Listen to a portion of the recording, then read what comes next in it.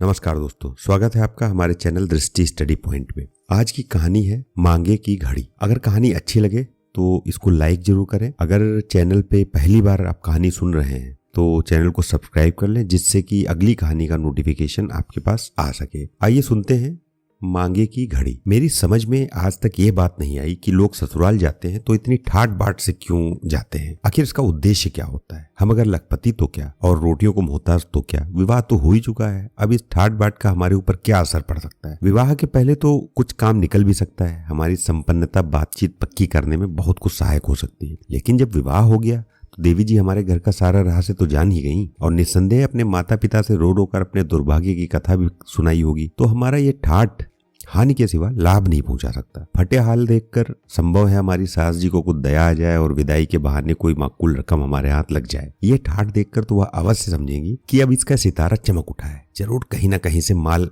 मार लाया है। उधर नाई और कहार भी नाम के लिए बड़े बड़े मुंह फैलाएंगे। देवी जी को भ्रम भी हो सकता है, मगर यह सब जानते और समझते हुए भी मैंने पिछले साल होली में ससुराल जाने के लिए बड़ी तैयारियां की। रेशम की अचकन जिंदगी में कभी न पहनी थी। फ्लेक्स के बूटों का भी स्वप्न देखा करता था। अगर नगद रुपए देने का प्रश्न होता तो शायद यह स्वप्न ही रह जाता, पर एक दोस्त की कृपा से दोनों चीजें उधार मिल गई।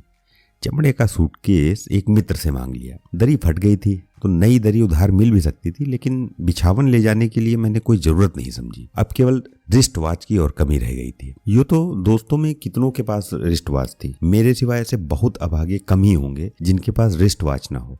लेकिन मैं सोने की घड़ी चाहता था और वह केवल दानू के पास थी। दानू बहुत रूखा आदमी था। मंगनी की चीजों का लेना और देना दोनों ही पाप समझता था। वो इस सिद्धांत का पालन कर सकता था, लेकिन मैं कैसे कर सकता हूँ। जानता था कि वह साफ इनकार करेगा, पर दिल न माना। खुशामद के बल पर मैंने अपने जीवन में बड़े बड़े काम करके दिखाए हैं। शाम को जाने की तैयारी थी। प्रातःकाल दानू के पास पहुंचा और उसके छोटे बच्चे को, जो बैठक के सामने खेल रहा था, गोद में उठाकर भींच भींच कर प्यार करने लगा। दानू ने पहले तो मुझे आते देखकर जरा त्योरियां चढ़ाई, लेकिन मेरा यह वात्सल्य देखकर कुछ नरम पड़े। उनके होंठों के किनारे जरा फैल गए और बोले, खेलने दो दुष्ट को, तुम्हारा कुर्ता मैला हो जाता है।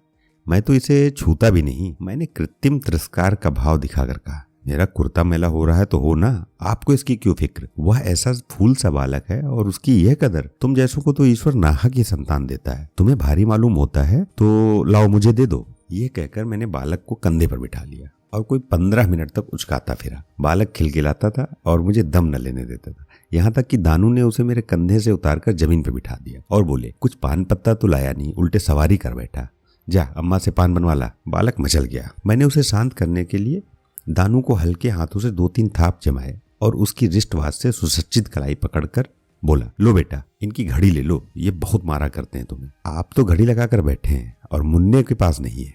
मैंने चुपके से रिस्ट वॉच खोलकर बालक की बाह में बांध दी और तब उसे गोद में उठाकर बोला, भैया अपनी घड़ी हमें दे दो। सयाने बाप के बेटे भी सयाने होते हैं। बालक ने घड़ी को दूसरे हाथ से छिपाकर कहा, नहीं तुमको नहीं देंगे। मगर मैंने अंत में उसे फुसलाकर घड़ी ले ही ली और अपनी कलाई पर बांध ली। बालक पान लेने चला गया। दानू बाबू अपनी घड़ी के गुणों की प्रशंसा करने लगे। ऐसी सच्ची समय बताने वाली घड़ी आज तक कम से कम मैंने नहीं देखी। मैंने अनुमोदन किया, है भी तो स्विस वॉच। दानू, अजी स्विस वॉच होने से क्या होता है। लाखों स्विस घड़ियां देख चुका हूँ। किसी को सर्दी, किसी को जुकाम, किसी को गठिया, किसी को लकवा। जब देखिए तब अस्पताल में पड़ी रहती है। घड़ी की पहचान होनी चाहिए और यह कोई आसान काम नहीं। कुछ लोग तो समझते हैं बहुत दाम खर्च कर देने से अच्छी घड़ी मिल जाती है। मैं कहता हूँ तुम गधे हो। दाम खर्च करने से ईश्वर नहीं मिलता। ईश्वर मिलता है ज्ञान से और घड़ी भी मिलती है ज्ञान से। फासेट साहब को तो जानते होंगे। बस बंदा ऐसे ही खोजों में लगा रहता है। एक दिन आकर बैठ गया। शराब की धुन थी, जेब में रुपए नदारद। मैंने 25 रुपए में एक घड़ी ले ली। इसको 3 साल हो गए हैं और आज तक 1 मिनट का फर्क नहीं पड़ा। कोई इसके 100 आंकता है, कोई 200, कोई 350, कोई 500, कोई 700। मगर मैं कहता हूँ तुम सब हो गधे। 1000 से नीचे ऐसी घड़ी नहीं मिल सकती। पत्थर पर पटक दो, क्या मजाल की बला है। मैं बोला, तब तो यार एक दिन के लिए मंगनी दे दो, बाहर जाना है, औरों को भी इसकी करामात सुनाऊंगा। दानू, मंगनी तो तुम जानते हो मैं कोई चीज नहीं देता। क्यों नहीं देता। इसकी कथा सुनाने बैठूं तो अलिफ लैला की दास्तान हो जाए। उसका सारांश मैं सुना देता हूँ। यह है कि मंगनी चीज देना मित्रता की जड़ खोदना है, मुरव्वत का गला घोटना है और अपने घर में आग लगाना है। आप बहुत उत्सुक मालूम होते हैं, इसलिए 2-1 घटनाएं सुना ही देता हूँ। आपको फुर्सत है ना। तो मैंने कहा हाँ, आज दफ्तर बंद है। तो उन्होंने कहा सुनिए, एक साहब लालटेन मांग ले गए। लालटेन लौटाने आए तो चिमनियां सब टूटी हुई थी। पूछा ये आपने क्या किया? तो बोले जैसी गई थी वैसी आई। ये तो आपने नहीं कहा था कि इनके बदले नई लालटेनें लूंगा। वाह साहब वाह, ये अच्छा रोजगार निकला। अब बताइए मैं क्या करता। एक दूसरे माह से कालीन ले गए, बदले में एक फटी दरी ले आए।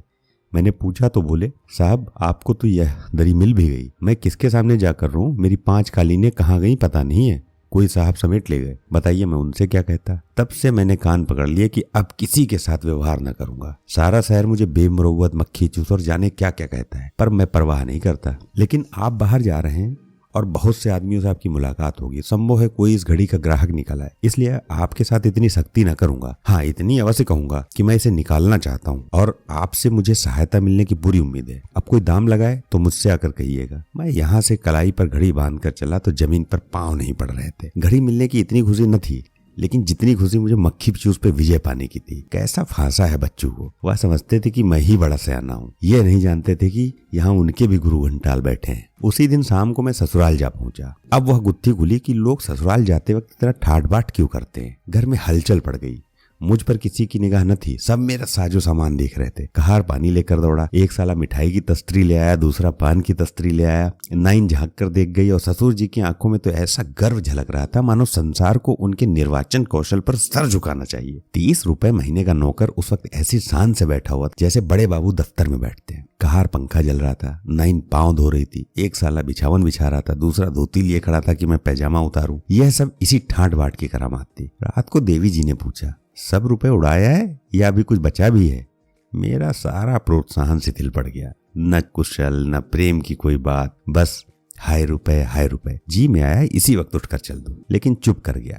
बोला मेरी आमदनी जो कुछ है वो तो तुम्हें मालूम ही है। मैं क्या जानूं तुम्हारी आमदनी क्या है। कमाते होगे अपने लिए, मेरे लिए क्या करते हो? तुम्हें तो भगवान ने औरत बनाया होता तो ज्यादा अच्छा होता। रात दिन कंगी चोटी किया करते, तुम नाहक मर्द बने हो। अपने शौक श्रृंगार से बचत नहीं, दूसरों की फिक्र क्या करोगे? मैंने झुंझला कर कहा, क्या तुम्हारी यही इच्छा है कि मैं इसी वक्त चला जाऊं?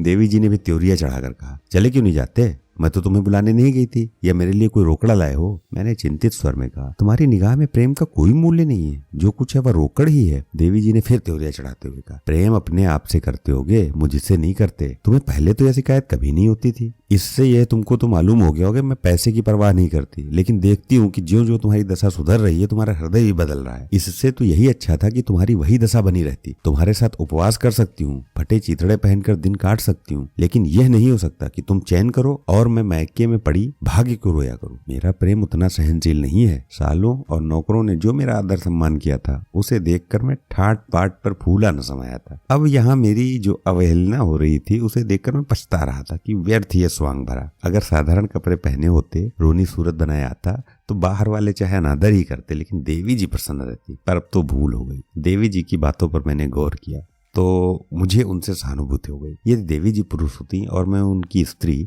तो क्या मुझे यह किसी तरह भी सहन होता कि वह छैला बनी घूमे और मैं पिंजरे में बंद दाने और पानी को तरसूं? चाहिए यह था कि देवी जी को सारा रहस्य सुना था, पर आत्मगौरव ने इसे किसी तरह स्वीकार नहीं किया। स्वांग भरना सर्वथा अनुचित था, लेकिन पर्दा खोलना भीषण पाप। आखिर मैंने भी उसी खुशामद से काम लेने का निश्चय किया जिसने इतने कठिन अवसरों पर मेरा साथ दिया था। प्रेम पुलकित कंठ से बोला, प्रिय सच कहता हूँ मेरी दशा अब भी वही है, लेकिन तुम्हारे दर्शनों की इच्छा इतनी बलवती हो गई थी कि उधार कपड़े लिए, यहाँ तक कि भी सिलाई भी नहीं दे पाया। फटे हाल आते संकोच होता था कि सबसे पहले तो तुमको दुख होगा और फिर तुम्हारे घर वाले भी दुखी होंगे। अपनी दशा जो कुछ है वह तो है ही, उसका ढिंढोरा पीटना तो और भी लज्जा की बात है। देवी जी ने कुछ शांत होकर कहा, तो उधार लिया है क्या? और नगद कहाँ धरा था? घड़ी भी उधार ली? हाँ, एक जान पहचान की दुकान से लिए। कितने की है? बाहर किसी ने पूछा हो तो मैं 500 से कौड़ी कम ना बताता, लेकिन यहाँ मैंने 25 रुपए बताया। तब तो बड़ी सस्ती मिल गई, और नहीं तो क्या, मैं फंसता ही क्यों महंगी में। इसे मुझे देते जाना। ऐसा जान पड़ता था मेरे शरीर में रक्त ही नहीं रहा। इनकार करता हूँ तो नहीं बचता, स्वीकार करता हूँ तो भी नहीं बचता। आज प्रातः काल यह घड़ी मंगनी पाकर मैं फूला न समाया था। तुम्हारे लिए कोई अच्छी घड़ी ला दूंगा। जी नहीं, माफ कीजिए, आप ही अपने लिए दूसरी घड़ी ले लीजिएगा। मुझे तो यही अच्छी लगती है, कलाई पे बांधी रहूंगी। जब जब इस पर आंखें पड़ेंगी तुम्हारी याद आएगी। देखो, तुमने आज तक मुझे फूटी कौड़ी कभी भी नहीं दी। अब इनकार करोगे तो फिर कोई चीज न मांगूंगी। देवी जी के कोई चीज न मांगने पर मुझे किसी विशेष हानि का भय न होना चाहिए था, बल्कि उनके इस विराग का स्वागत करना चाहिए था। पर न जाने क्यों मैं डर गया। कोई ऐसी युक्ति सोचने लगा कि वो राजी हो जाए और घड़ी भी ना देनी पड़े। बोला, घड़ी क्या चीज है, तुम्हारे लिए तो जान हाजिर है। प्रिय, लाओ तुम्हारी कलाई पे बांध दूं। लेकिन बात यह है कि वक्त का ठीक ठीक अंदाजा न होने से कभी कभार दफ्तर पहुंचने में देर हो जाती है और व्यर्थ की फटकार सुननी पड़ती है। घड़ी तुम्हारी है, किंतु जब तक दूसरी घड़ी न ले लूं, इसे मेरे पास रहने दो। मैं बहुत जल्द कोई सस्ते दाम की घड़ी अपने लिए ले लूंगा और तुम्हारी घड़ी तुम्हारे पास भेज दूंगा। इसमें तो तुम्हें कोई आपत्ति नहीं है? देवी जी ने अपनी कलाई पर घड़ी बांधते हुए कहा। राम जाने, तुम बड़े चकमेबाज हो, बातें बनाकर काम निकालना चाहते हो। यहाँ ऐसी कच्ची गोलियां नहीं खेली हैं। यहाँ से जाकर 2-4 दिन में दूसरी घड़ी ले लेना। 2-4 दिन जरा सवेरे उठकर दफ्तर चले जाया करना। अब मुझे कुछ कहने का साहस नहीं हुआ। कलाई से घड़ी के जाते ही हृदय पर चिंता का पहाड़ सा बैठ गया।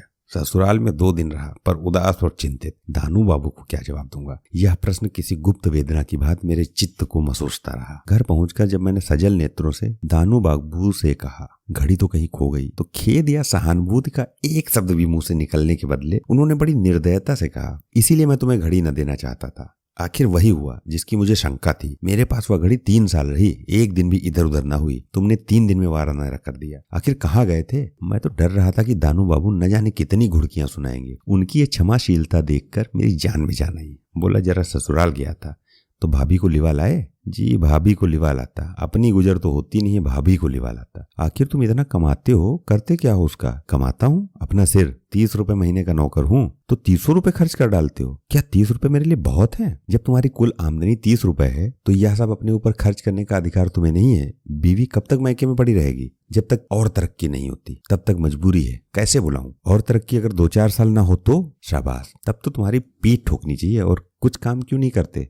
सुबह को क्या करते हो? सारा वक्त नहाने धोने खाने पीने में निकल जाता है और फिर दोस्तों से मिलना जुलना भी तो होता है। तो भाई तुम्हारा रोग तो असाध्य है। ऐसे आदमी के साथ मुझे लेश मात्र भी सहानुभूति नहीं हो सकती। आपको मालूम है मेरी घड़ी 500 रुपए की थी। सारे रुपए आपको अदा करने होंगे। आप अपने वेतन में से 15 रुपए मेरे हवाले रखते जाइएगा। इस प्रकार 2.5 साल में मेरे रुपए पड़ जाएंगे तो खूब जीव खोलकर दोस्तों से मिलो। समझ गए ना? मैंने 50 रुपए छोड़ दिए हैं, इससे अधिक रियायत नहीं करूंगा। 15 रुपए में मेरा गुजारा कैसे होगा? मैंने कहा, अरे गुजर तो लोग 5 रुपए में भी करते हैं, 500 रुपए में भी करते हैं। इसकी न चलाओ, अपनी सामर्थ्य देख लो। दानू बापू ने जिस निष्ठुरता से बात की थी उससे मुझे विश्वास हो गया कि अब इनके सामने रोना धोना व्यर्थ है। यह अपनी पूरी रकम लिए बिना न मानेंगे। घड़ी अधिक से अधिक 200 रुपए की थी, लेकिन इससे क्या होता है? उन्होंने तो पहले ही उसका दाम बता दिया था। अब उस विषय पर मीन मेष विचार करने का मुझे कैसे साहस हो सकता था? किस्मत ठोक कर घर आया। यह विवाह करने का मजा है। उस वक्त कैसे प्रसन्न थे, मानो चारों पदार्थ मिले जा रहे हैं। अब नानी का नाम को रो। घड़ी का शौक चल रहा था, उसका फल भोगो। न घड़ी बांध कर जाते, न ऐसी किरकिरी होती। मगर तब तुम किसकी सुनते थे? देखो 15 रुपए में कैसे गुजारा करते हो। 30 रुपए में तुम्हारा महीना पूरा नहीं पड़ता था, 15 रुपए में क्या बुना लोगे? इन्हीं चिंताओं में पड़ा पड़ा मैं सो गया। भोजन करने की भी सुधि ना रही। अब जरा ये भी सुन लीजिए कि मेरा 30 रुपए में गुजारा कैसे होता था। 20 रुपए तो होटल के देता था, 5 रुपए नाश्ते का खर्च और बाकी 5 रुपए में पान, सिगरेट, कपड़े, जूते, सब कुछ। मैं कौन सा राजसी ठाठ से रहता था? ऐसी कौन सी फिजूलखर्ची करता था कि अब खर्च में कमी करता? मगर दानू बाबू का कर्ज तो चुकाना ही था। रो कर चुकाऊं या हंस कर? एक बार जी में आया कि ससुराल में जाकर घड़ी उठा लाऊं, लेकिन दानू बाबू से मैं कह चुका था घड़ी खो गई है। अब घड़ी लेकर आऊंगा तो या मुझे झूठा और लफड़िया समझेंगे। मगर क्या मैं ये नहीं कह सकता कि मैंने समझा था कि घड़ी खो गई? ससुराल गया तो उसका पता चल गया, मेरी बीवी ने उड़ा दी थी। हाँ, यह चाल अच्छी थी, लेकिन देवी जी से क्या बहाना बनाऊंगा? उससे कितना दुख होगा। घड़ी पाकर तो बहुत खुश हुई थी। अब जाकर घड़ी छीन लाऊं तो शायद फिर वो मेरी सूरत कभी न देखे। हाँ, ये हो सकता था कि दानू बाबू के पास जाकर थोड़ा रोता। मुझे विश्वास था कि आज क्रोध में उन्होंने चाहे जितनी ही निष्ठुरता दिखाई हो, लेकिन 2-4 दिन के बाद उनका क्रोध शांत हो जाएगा और मैं जाकर उनके सामने रोने लगूं तो उन्हें अवश्य दया आएगी। बचपन की मित्रता हृदय से नहीं निकल सकती, लेकिन मैं इतना आत्मगौरव शून्य न था और नहीं हो सकता था। मैं दूसरे दिन एक सस्ते होटल में गया। यहाँ मेरा 12 रुपए में ही प्रबंध हो गया। सुबह को दूध और चाय से नाश्ता करता था। अब छटाक भर चनों पर बसर होने लगी थी। 12 रुपए तो यूं बचा लिए। पान, सिगरेट आदि की मदद से 3 रुपए और कम कर दिए और महीने के अंत में 15 रुपए बचा लिए। यह विकट तपस्या थी, पूरा संन्यास था। पर जब मैंने 15 रुपए ले जाकर दानू बाबू के हाथ में रखो तो ऐसा मान पड़ा मानो मेरा मस्तक ऊंचा हो गया। ऐसा गौरवपूर्ण आनंद का अनुभव मुझे जीवन में कभी नहीं हुआ था। दानू बाबू ने सहृदयता के स्वर में कहा, बचाया या किसी से मांग लाए? अरे बचाया है भाई, मांगता किससे? कोई तकलीफ तो नहीं हुई? कुछ नहीं, अगर कुछ तकलीफ हुई भी है तो इस वक्त भूल गई। सुबह को तो अब खाली रहते हो, आमदनी कुछ और बढ़ाने की फिक्र क्यों नहीं करते तुम? अरे चाहता तो हूँ कोई काम मिल जाए तो कर लूं, पर मिलता ही नहीं। यहाँ से लौटा तो मुझे अपने हृदय में एक नवीन बल, एक विचित्र स्फूर्ति का अनुभव हो रहा था। अब तक जिन इच्छाओं को रोकना कष्टप्रद जान पड़ता था, अब उनकी ओर ध्यान भी नहीं जाता था। जिस पान की दुकान को देखकर चित्त अधीर हो जाता था, उसके सामने से मैं सिर उठाकर निकल जाता था, मानो अब मैं उस सतह से ऊंचा उठ गया हूँ। सिगरेट, चाय और चाट, अब इनमें से किसी पर भी चित्त आकर्षित ही नहीं होता था। प्रातःकाल भीगे चने, 2 जून रोटी और दाल, बस इसके सिवा मेरे लिए और सभी चीजें त्याज्य थी। सबसे बड़ी बात तो यह थी कि मुझे जीवन से विशेष रुचि हो गई थी। मैं जिंदगी से बेजार, मौत के मुंह का शिकार बनने का इच्छुक न था। मुझे ऐसा आभास होता था कि मैं जीवन में कुछ कर सकता हूँ। एक मित्र ने एक दिन मुझसे पान खाने के लिए बड़ा आग्रह किया, पर मैंने न खाया। तब वो बोले, तुमने तो यार पान छोड़कर कमाल कर दिया। मैं अनुमान ही नहीं कर सकता था कि तुम पान छोड़ दोगे। हमें भी कोई तरकीब बताओ। मैंने मुस्कुरा कर कहा, उसकी तरकीब यह है कि पान न खाओ। तो उन्होंने कहा, जी तो नहीं मानता, अपने आप मान जाएगा। बिना सिगरेट पिए तो मेरा पेट फूलने लगता है। फूलने दो, अपने आप पिचक जाएगा। अच्छा तो लो, आज से मैं पान सिगरेट छोड़ दी। तुम क्या छोड़ोगे? तुम नहीं छोड़ सकते। मैंने उनको उत्तेजित करने के लिए ये शंका की। इसका यथेष्ट प्रभाव पड़ा। वह दृढ़ता से बोले, तुम यदि छोड़ सकते हो तो मैं भी छोड़ सकता हूँ। मैं तुमसे किसी बात में कम नहीं हूँ। मैंने बोला, अच्छी बात है, देखूंगा, देख लेना। मैंने इन्हें आज तक पान या सिगरेट का सेवन करते नहीं देखा। 5वें महीने में जब रुपए लेकर दानू बाबू के पास गया, सच मानो वह टूट कर मेरे गले से लिपट गए और बोले, हो तो यार तुम धुन के बड़े पक्के, मगर सच कहना, मुझे मन में कोसते तो नहीं? मैंने कहा, अब तो नहीं कोसता, मगर पहले जरूर कोसता था। भाई अब क्यों इतनी कृपा करने लगे? इसलिए कि मुझ जैसी स्थिति के आदमी को जिस तरह रहना चाहिए वो तुमने मुझे सिखा दिया। मेरी आमदनी में आधा मेरी स्त्री का है, पर अब तक मैं उसका हिस्सा भी हड़प कर जाता था। अब मैं इस योग्य हो रहा हूँ कि उसका हिस्सा उसे दे दूं या स्त्री को अपने साथ रखूं। तुमने मुझे बहुत अच्छा पाठ दे दिया।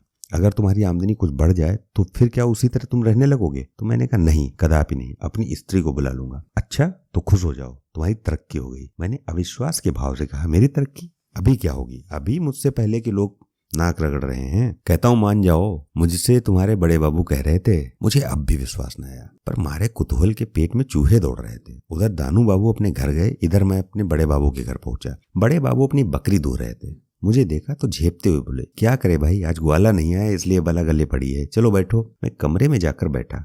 बाबू भी कोई आधे घंटे के बाद हाथ में गुड़गुड़ी निकले और इधर उधर की बातें करते रहे। आखिर मुझसे रहा न गया तो मैं बोला, अरे मैंने सुना है मेरी तरक्की हो गई है। बड़े बाबू ने प्रसन्न मुख होकर कहा, हाँ भाई हुई तो है। तुमसे दानू बाबू ने कुछ कहा होगा?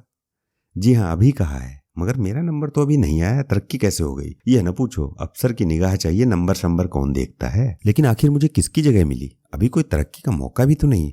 कह दिया भाई, अफसर लोग सब कुछ कर सकते हैं। साहब एक दूसरी मत से तुम्हें 15 रुपए महीने देना चाहते हैं। दानू बाबू ने साहब से कुछ कहा सुना होगा, किसी दूसरे का हक मारकर तो मुझे ये रुपए नहीं दिए जा रहे हैं। नहीं नहीं, ये बात नहीं है, मैं खुद इसे मंजूर न करता अगर ऐसा होता। महीना गुजरा, मुझे 45 रुपए मिले, मगर रजिस्टर में मेरे नाम के सामने 30 रुपए लिखे थे। बड़े बाबू ने अकेले बुलाकर मुझे रुपए दिए और ताकीद की कि किसी से कहना मत, नहीं तो दफ्तर में बवाल मच जाएगा। साहब का हुक्म है कि यह बात गुप्त रखी जाए। मुझे संतोष हो गया कि किसी का गला घोटकर मुझे रुपए नहीं दिए गए हैं। खुश खुश रुपए लिए और सीधा दानू बाबू के पास पहुंचा। वह मेरी बाछे खिली देखकर बोले, मार लाए तरक्की क्यों? हाँ यार, रुपए तो 15 मिले, लेकिन तरक्की नहीं हुई, किसी और मत से दिए गए हैं। तुम्हें रुपए से मतलब है, चाहे किसी भी मत से मिले हो। तो अब बीवी को ले आओ ना। नहीं नहीं, अभी नहीं, तुमने तो कहा था आमदनी बढ़ जाएगी तो बीवी को ले आऊंगा, अब क्या हो गया? अरे मैं सोचता हूँ पहले रुपए पटा दूं, अब से 30 रुपए महीने देता जाऊंगा, साल भर में पूरे रुपए पट जाएंगे, तब मुक्त हो जाऊंगा। दानू बाबू की आंखें सजल हो गई। मुझे आज अनुभव हुआ कि उनकी इस कठोर आकृति के नीचे कितना कोमल हृदय छुपा हुआ है। बोले, नहीं, अब की मुझे कुछ मत दो। रेल का खर्च पड़ेगा, वो कहाँ से दोगे? जाकर अपनी स्त्री को लेकर आओ। मैंने दुविधा में पड़कर कहा, यार अभी मजबूर ना करो, शायद किस्त अदा न कर सकूं। तो दानू बाबू ने मेरा हाथ पकड़कर कहा, तो कोई हर्जा नहीं है। सच्ची बात यह है कि मैं अपनी घड़ी का दाम पा चुका हूँ। मैंने तो उसे 25 रुपए ही दिए थे, उस पर 3 साल काम ले चुका हूँ। मुझे तुमसे कुछ न लेना चाहिए था। अपनी स्वार्थपरता पर लज्जित हूं मैं। मेरी आंखें भी भर आईं। जी में तो आया घड़ी का सारा रहस्य सुना दूं, लेकिन चुप रहा। गदगद कंठ से बोला, नहीं दानू बाबू, मुझे रुपए अदा कर लेने दो। आखिर तुम उस घड़ी को 400-500 में तो बेच ही लेते, मेरे कारण तुम्हें इतना नुकसान क्यों हो? भाई अब घड़ी की चर्चा न कहो, ये बताओ कब जाओगे? अरे तो पहले रहने का तो ठीक कर लूं। तुम जाओ, मैं मकान का प्रबंध कर रखूंगा, दानू बाबू बोले। मगर मैं 5 रुपए से ज्यादा किराया नहीं दे सकता हूँ। शहर से जरा हटकर मकान सस्ता मिल जाएगा। अरे अच्छी बात है, मैं सब ठीक रखूंगा। किस गाड़ी से लौटोगे ये बताओ? ये अभी क्या मालूम, विदाई का मामला है, साइत बने ना बने या लोग एक आध दिन रोक ही लें। तुम इस झंझट में क्यों पड़ोगे? मैं 2-4 दिन में मकान ठीक करके चला जाऊंगा ना। जी नहीं, आप जाइए और कल ही आइए। तो उतरूंगा कहाँ? मैं मकान ठीक कर लूंगा, मेरा आदमी तुम्हें स्टेशन पे मिल जाएगा। मैंने बहुत हीले हवाले किए पर उस भले आदमी ने एक न सुनी। उसी दिन मुझे ससुराल जाना पड़ा। मुझे ससुराल में 3 दिन लग गए। चौथी दिन पत्नी के साथ चला। जी मैं डर रहा था कि कहीं दानू ने कोई आदमी न भेजा तो कहाँ उतरूंगा, कहाँ जाऊंगा। आज चौथा दिन है। उन्हें इतनी क्या गरज पड़ी कि बार बार स्टेशन पे अपना आदमी भेजे। गाड़ी में सवार होते समय इरादा हुआ कि दानू को तार भेजूं, अपने आने की सूचना दूं, लेकिन 12 आने का खर्च था, इसलिए मैं हिचक गया और तार नहीं किया। मगर जब गाड़ी बनारस पहुंची तो देखता हूँ कि दानू बाबू स्वयं कोट हैट लगाए 2 कुलियों के साथ खड़े हैं। मुझे देखते ही दौड़े और बोले, ससुराल की रोटियां बड़ी प्यारी लग रही थी क्या? 3 दिन से रोज दौड़ रहा हूँ, जुर्माना देना पड़ेगा। देवी जी सिर से पांव तक चादर ओढ़े गाड़ी से उतरकर प्लेटफार्म पर खड़ी हो गई। मैं चाहता था जल्दी से गाड़ी में बैठकर यहाँ से चल दूं। घड़ी उनकी कलाई पर बंधी हुई थी। मुझे डर लग रहा था कहीं उनके हाथ बाहर निकले और दानू बाबू की निगाह घड़ी पर गई तो बड़ी झेप होगी। मगर तकदीर का खेल कौन टाल सकता है। मैं देवी जी से दानू की सज्जनता का खूब बखान कर चुका था। अब जो दानू उसके समीप आकर संदूक उठाने लगे तो देवी जी ने दोनों हाथ निकालकर उनसे नमस्कार किया। दानू ने उनकी कलाई पर घड़ी देख ली। उस वक्त तो क्या बोलते, लेकिन ज्यों ही देवी जी को एक तांगे में बिठाकर हम दोनों दूसरे तांगे पर बैठकर चले, दानू ने मुस्कुरा कर कहा, क्या घड़ी देवी जी ने छुपा दी थी? मैंने शर्माते हुए कहा, नहीं यार, मैं ही दे आया था। दे के आया था, उसने मुझसे छीन ली थी। दानू ने मेरा तिरस्कार करके कहा, तुम मुझसे झूठ क्यों बोला? फिर क्या करता? अरे अगर तुमने साफ साफ कह दिया होता तो शायद मैं इतना कमीना नहीं हूं कि तुमसे वसूल करता। लेकिन खैर, ईश्वर का कोई काम मसलहत से खाली नहीं होता। तुम्हें कुछ दिनों के लिए ऐसी तपस्या की जरूरत थी। मकान कहाँ ठीक किया है? वहीं तो चल रहा हूँ। क्या तुम्हारे घर के ही पास है? तब तो बड़ा मजा रहेगा। हाँ, मेरे घर से मिला हुआ है, मगर सस्ता है। दानू बाबू के द्वार पर दोनों तांगे रुके। आदमियों ने दौड़कर सामान उतारना शुरू किया। एक क्षण में दानू बाबू की देवी जी घर से निकलकर तांगे के पास आई और पत्नी को साथ ले गई। मालूम होता था सारी बातें पहले से ही संधि बंधी थी। मैंने कहा, तो ये कहो कि हम तुम्हारे बिना बुलाए मेहमान हैं। अब तुम अपनी मर्जी का कोई मकान ढूंढ लेना और 10-5 दिनों तक यहाँ रहो। लेकिन मुझसे यह जबरदस्ती की मेहमानी अच्छी ना लगी। मैंने तीसरे ही दिन एक मकान तलाश कर लिया। विदा होते समय दानू ने मुझे 100 रुपए लाकर मेरे सामने रख दिया और कहा, यह तुम्हारी अमानत है, लेते जाओ। मैंने आश्चर्य से देखा और पूछा, मेरी अमानत कैसे? दानू ने कहा, 15 रुपए के हिसाब से 6 महीने के 90 रुपए हुए और 10 रुपए सूद हुआ उसका। मुझे दानू की यह सज्जनता बोझ के समान लगी और मैं बोला, तो तुम घड़ी ले लेना चाहते हो? फिर घड़ी का जिक्र किया तुमने, उसका नाम मत लो।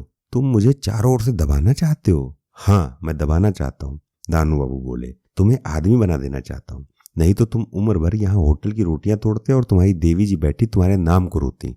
कैसी शिक्षा दी है, इसका एहसान तो मानोगे ना? अच्छा, यूँ कहो तो आप मेरे गुरुजी बने हुए थे। जी हाँ, ऐसे गुरु की तुम्हें जरूरत थी। मुझे विवश होकर घड़ी का जिक्र करना पड़ा तो डरते डरते बोला, तो भाई घड़ी? फिर तुमने घड़ी का नाम लिया? तुम खुद मुझे मजबूर कर रहे हो। वह मेरी ओर से भावज को उपहार है और ये 100 रुपए मुझे उपहार मिले हैं। जी हाँ, ये इम्तिहान में पास होने का इनाम है, तो डबल उपहार लिया है।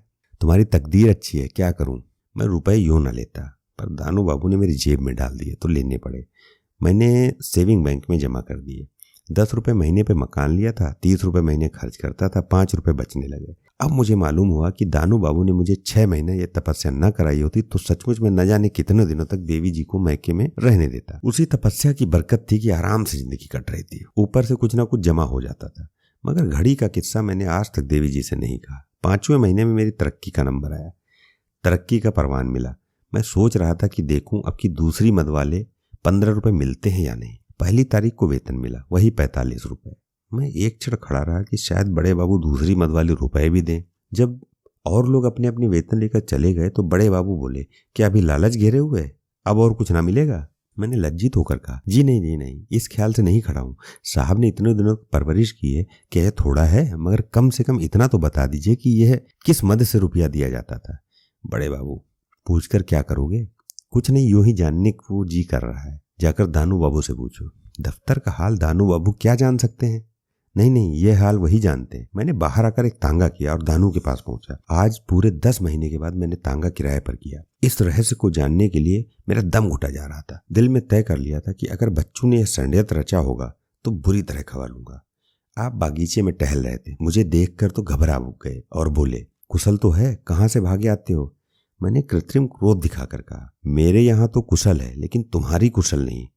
अरे क्यों भाई, क्या अपराध हुआ है? आप बतलाइए कि 5 महीने तक मुझे जो 15 रुपए वेतन के ऊपर से मिलते थे वो कहाँ से आते थे? तुमने बड़े बाबू से नहीं पूछा? तुम्हारे दफ्तर का हाल मैं क्या जानूं। मैं आजकल दानू से बेतकल्लुफ हो गया था। बोला, देखो दानू, मुझसे उड़ोगे तो अच्छा ना होगा, क्यों नाहक मेरे हाथों से पीटोगे। अरे पीटना चाहते हो तो पीट लो भाई, सैकड़ों बार पीटा है, एक बार और सही। एक बार जो ढकेल दिया था उसका निशान बना हुआ है, ये देखो। अरे तुम टाल रहे हो, मेरा दम घुट रहा है, सच बताओ क्या बात थी। बात कुछ नहीं थी, मैं जानता था कितनी ही किफायत करोगे, 30 रुपए में तुम्हारा गुजारा ना होगा, और न सही दोनों वक्त की रोटियां तो हों, बस इतनी सी बात है। अब इसके लिए जो दंड देना चाहते हो दो। दोस्तों, ये थी आज की कहानी मांगे की घड़ी। कल फिर मिलते हैं 3 बजे अगली कहानी के साथ। चैनल को सब्सक्राइब करिए, कहानी अच्छी लगी हो तो लाइक जरूर करें और कमेंट करके बताएं कि कौन सी कहानी आपको सुननी है। Thank you very much.